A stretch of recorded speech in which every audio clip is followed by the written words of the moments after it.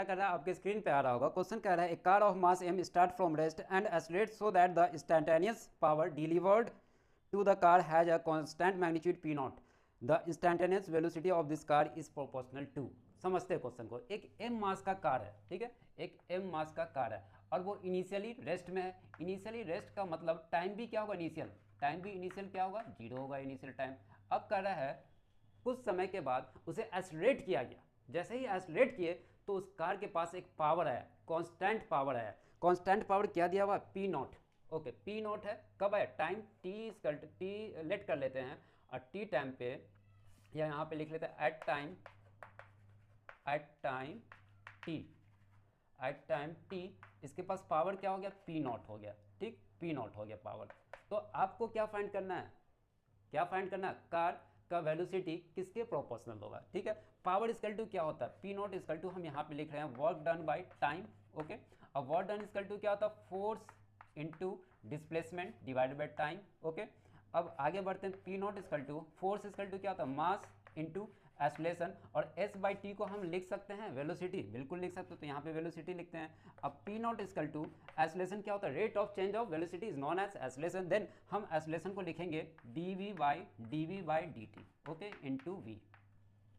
अब आगे बढ़ते हैं, इस डी टी को इधर ले आते हैं तो मेरा equation become P naught into D T equal to M V D V. Clear, यहाँ तक इक्वेशन आपका तैयार हो गया।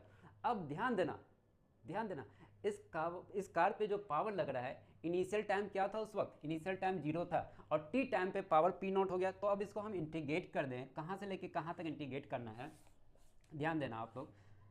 टाइम 0 से लेके टी टाइम तक इंटीग्रेट करेंगे। पी नॉट तो आपका क्या कांस्टेंट है, okay, D T equal to mass भी आपका कांस्टेंट है, बाहर ले लेते हैं, मास को बाहर ले, अंदर क्या रह गया, वी इंटू डी वी, ठीक है। अब देखो इनिशियल वेलोसिटी कार का क्या है, 0, फाइनल वेलोसिटी फाइंड करना है, यानी कि G0 लोअर लिमिट 0 होगा, अपर लिमिट V होगा। अब इसे हम प्यार से इंटीग्रेट करेंगे और आंसर फाइंड कर लेंगे। पी नॉट आपका क्या कांस्टेंट है, तो कांस्टेंट बाहर रहेगा, अंदर क्या बचेगा, 1 बचेगा, इंटीग्रेशन होगा तो क्या हो जाएगा, यहाँ पे डायरेक्ट लिख रहे हैं पी नॉट और नीचे लिख दे P naught into T, upper limit 0, sorry lower limit 0, upper limit T equal to, फिर इस वेलोसिटी का हम क्या करेंगे, इंटीग्रेट करेंगे तो क्या होगा, मास को हम बाहर ले लेते हैं, वेलोसिटी का करेंगे तो v²/2, upper lower limit 0, upper limit v यहाँ पे रख देते हैं। आगे बढ़ते हैं, लिमिट रखेंगे पी नॉट, यहाँ पे रखेंगे t -0, इसी तरह यहाँ पे भी करने वाले मास v²/2, अपर लिमिट रखें -0/2।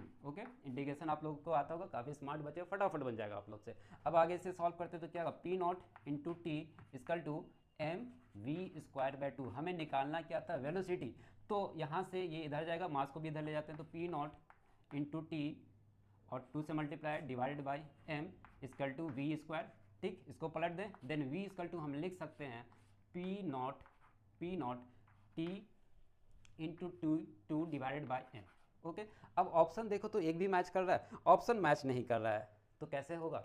अब देखना, पी नॉट आपको कांस्टेंट, एम भी कांस्टेंट, वेरिएबल क्या है, टू भी कांस्टेंट, वेरिएबल क्या है, टाइम है वेरिएबल, ये इधर लिख रहे हैं टाइम है variable, V is constant, terms को बाहर निकाल लेते हैं, वेरिएबल को अंदर रखते हैं, पी नॉट 2 और क्या आपका एम, ये सब क्या कांस्टेंट है, सॉरी यहाँ पे 2 होगा, और टी क्या है आपका वेरिएबल है, टी को अलग ले करते हैं। अब इस कांस्टेंट को हम क्या करें, कांस्टेंट को क्या करें, तो कांस्टेंट को हम इस तरह लिख सकते हैं, जब इसको हटाना होता है डायरेक्टली प्रोपोर्शनल को तो कांस्टेंट लाते हैं, और कांस्टेंट को जब हटाना होगा तो हम क्या करेंगे, डायरेक्टली प्रोपोर्शनल लेंगे। Then v is directly proportional to √t, और हम लिख सकते हैं v is directly proportional to t पे पावर हाफ। तो करेक्ट ऑप्शन आपका कौन सा है, करेक्ट ऑप्शन आप लोग चेक कर लो, option number B option correct है, बी ऑप्शन आपका करेक्ट है। ओके, नोट कर ले, यहाँ पे क्लियर कर दे, 1/2 है, 1/2 है, ओके, नोट कर ले।